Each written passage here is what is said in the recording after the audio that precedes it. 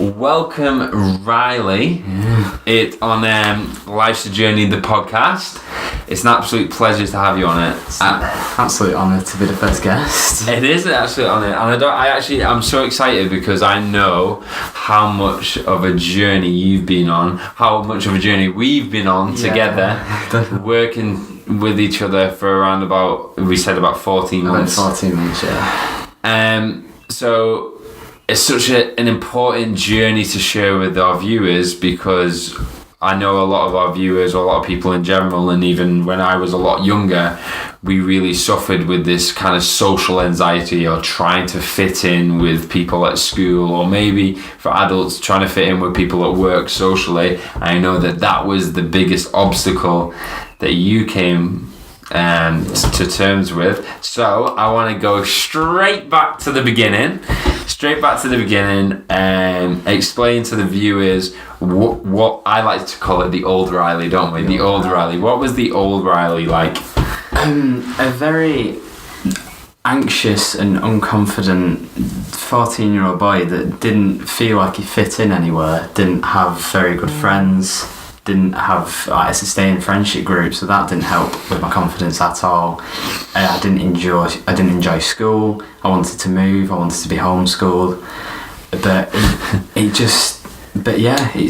I've changed so much as a person. It's ridiculous. Yeah, and I know, like, I remember when your mum contacted me to come and work with you. I remember you came down the stairs and you walked into the living room, and Reilly, as you can now tell, that Reilly has the same haircut as me, so his taste in haircuts changed, but Reilly's hair was just, it was like an old Justin Bieber cut like I used to have, and it was kind of like covering your eyes. Yeah, it covered my left eye. You walked into the room, and like your mum had to prompt you to say hi, Reilly. Like, that's how bad it was. Yeah, I couldn't. I don't even think I looked at you. The only time I looked at you was when you weren't looking at me. Yeah. Because I hated eye contact. I just found it awkward. I just hated conversations with new people. I only liked my little circle of my family and my few friends that I liked, and that was it. I couldn't not speak to anyone else. And why do you think that was? What was the big? What were you so anxious about? I don't know. I still to this day, I don't really know. It's just I didn't like talking. I just felt no need. I don't know. It's hard to explain. I just didn't want to talk to people. I think it really is hard to explain, and anyone who suffers with anxiety themselves, the feeling you can't explain. So, physically, what used to happen to you? So physically, what used to happen to you when you knew that you were kind of anxious or having... I used to have, I guess, butterflies in my stomach, stomach cramps. I'd feel just dizzy, and just... Mainly, if I had a conversation with someone and it was awkward because I didn't know what to talk about and was just sort of stood there, I'd just want the floor to suck me up. I just didn't... I'd always get myself into bad situations though, because I didn't know how to talk, and you taught me how to, I guess, have a conversation, because I used to have conversations like I'd always say I don't know. That'd be a thing that I'd always say. I don't know. Even if I did know the answer, I'd say I don't know, just because I didn't know if the other person would find what I thought was the answer weird or wrong. So I just say I don't know. To avoid that situation. Just avoid conversations, basically. Just I don't know, and then I'd hope that they'd stop speaking to me. I know for school was a big problem for you. Like, your attendance was like ridiculously low. Yeah. You used to go at home, you used to kind of just hide in the toilet, didn't you? Yeah. When things used to happen. Yeah, especially at school days where I knew something was going to happen. Like, I remember in English we was doing about like Christmas Carol for a while, and as a reward, which felt horrible at the time, was we were going to act it out in class. So I didn't go to school. I could not go, so I just didn't, and I just skipped the day, and it ruined the rest of the day for me, because I missed out on other lessons just because of that one lesson. So wow. And how did your anxiety kind of stop you on a day-to-day basis? and It's hard to go back, isn't it? It's weird. I don't even remember a lot of it. I guess it's hard to think because. Well, it's sort of painful to think because I can't believe I got anxious over so many things that now seem like nothing. Yeah. Like having conversations with people, I even enjoy that now. Yeah, it has changed a lot, but I guess it just stopped me from doing anything. Like it stopped me from spending days with my friends. So like if my friends was like, oh, we're going out walking around town for a bit if you want to join, I'd just make up some excuse like, oh, I'm doing some jobs for my nans and I can't go because I said I'd go even though I'm not. And yeah, it's just stopped me from having fun and getting on with life, I guess. My bubble was basically just my family and Xbox. Yeah. But now, because I've grown so much in confidence, I now have a girlfriend. I have better friends that I go out with. I went out with the cinema yesterday with them. I just do a lot more. Yeah. Experience life a little bit. Yeah, life has changed so much. I've probably done more in the last year than I have in the past 5 years. Yeah. Wow. So let's go into that. God, I'm so proud of you. What? Let's go into that journey then. So the whole podcast, the whole YouTube channel is all about that life's a journey. So let's go on that journey. So we know where you were. Yeah. When did it all start to change? Let's dive into when I came around because I know that first interaction that we had was the start of something unbelievable. Yeah. I remember. I guess it all started with you. I wouldn't be if it weren't for you. I remember parts of our first conversation, especially when you said about the shoelace thing, where you said you asked me if I could tie my shoelace, and I said yeah, because I've done it thousands of times, and then that sort of changed the conversation of other stuff about confidence, wasn't it? Because I remember I said to you, you're a confident person. You said no. So I said, can you tie my shoelace? And you said yes. And I said, would you be confident to tie your shoelace? And you said yes. And I asked you why, because you've done it 1,000 times. And we kind of took that stigma straight away in terms of going, you're not a confident person, Reilly. You're just not confident speaking to people. And that kind of broke one barrier, didn't it? Yeah. It's mad. It's crazy when we keep going back. It's mad. So let's go through that journey then. So that I remember that was the first interaction, and then over the last year, 14 months, we've been on this crazy journey. What are some key moments or key things that happened in that journey for you that have kind of made you who you are today? I guess you telling me to speak to people and to try to speak to other people, because I didn't really like my friendship group. They weren't very reliable and I felt like they didn't like me. There was other people that I thought liked me, so I started speaking to them. I would never have done, but you told me to, and you promised me. You said, if I speak to this person and I give them a good go on speaking to their mates, you promised me that they will like me. And I didn't believe you, and I spoke to them, and ever since we've been like best mates. Yeah. And I've been mates with his mates. I remember even, because I'd never believed that they'd like me, but then it came into me actually playing Xbox with them. Yeah. I remember what made me feel so good. I went down for a shower, came back, and he didn't realise that I came back on the mic, and his dad came into the room and said, "Who's this? You don't usually play with him." And he said, "Oh, he's Reilly, he's my new mate. He's probably the nicest person I've ever known." And I just felt so good. Like, I literally went into tears. It just felt so good because no one had ever said anything like that to me, and that they actually felt like someone like really liked me as a friend. It just felt amazing. That was such a good big confidence boost as well. Yeah, it was crazy.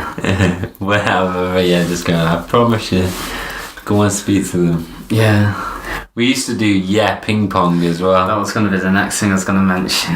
What was that? Go and tell them. We basically just played ping pong, just rallying it, but every time we hit it, we'd shout yes.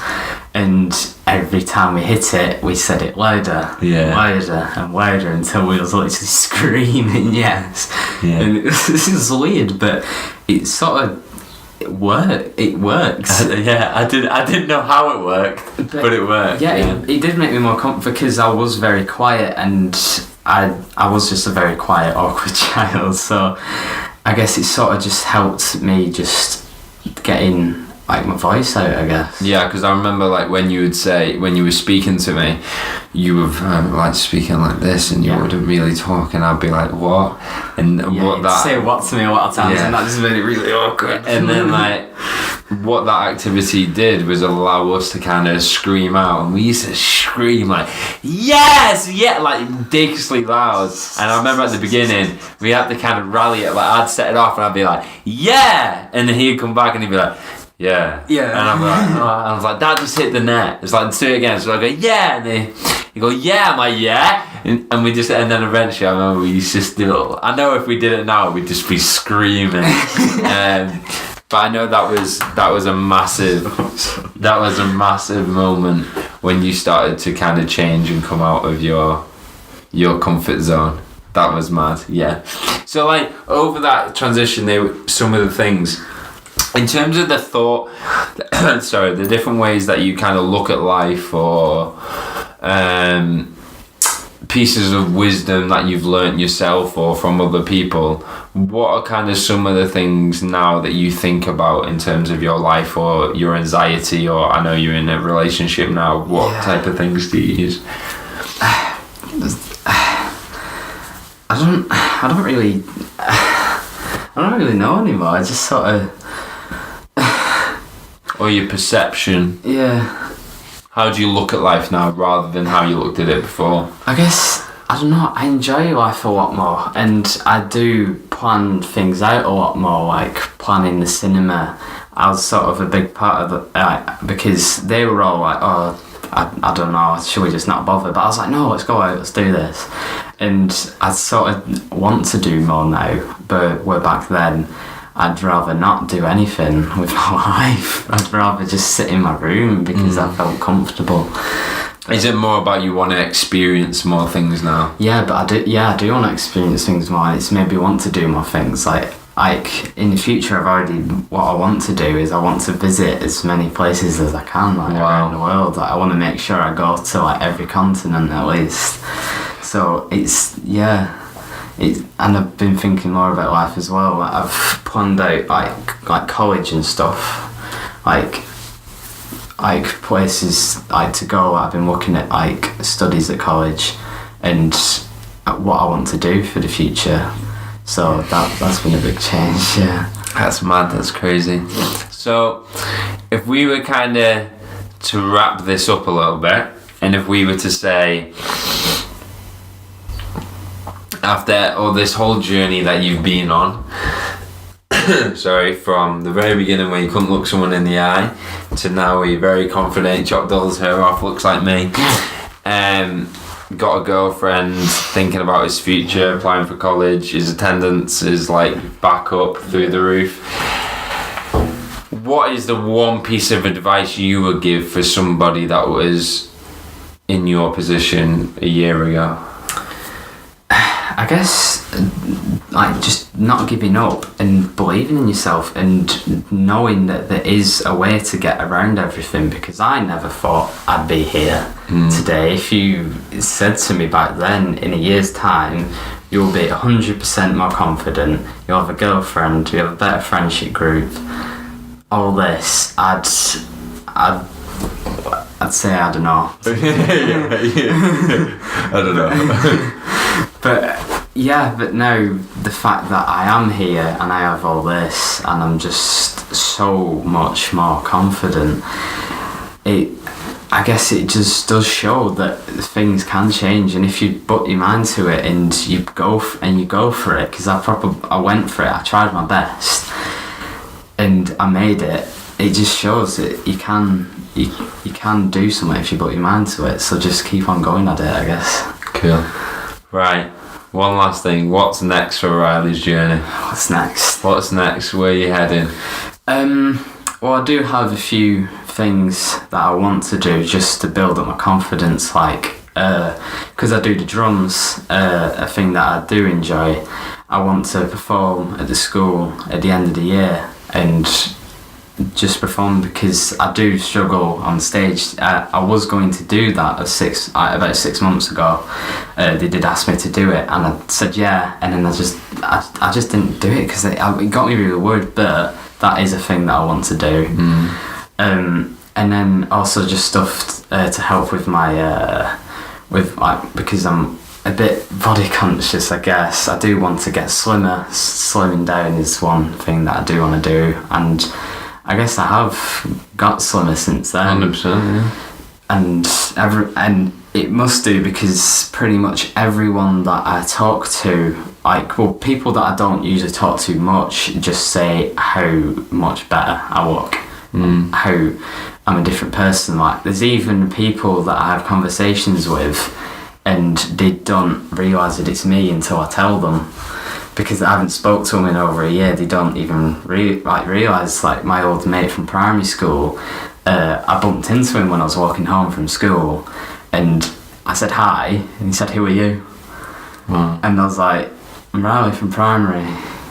He just looked at me. He was like, "No, you're not." I was like, "Yeah."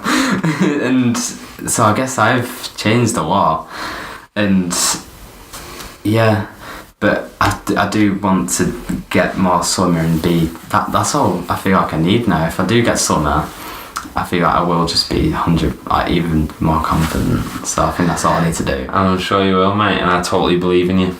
100%. I'm so proud of you, mate. You've done so well, and I hope that this video inspires loads of people out there. The podcast does. And once again, I want to say thank you, Reilly, for coming on. Thank you so much.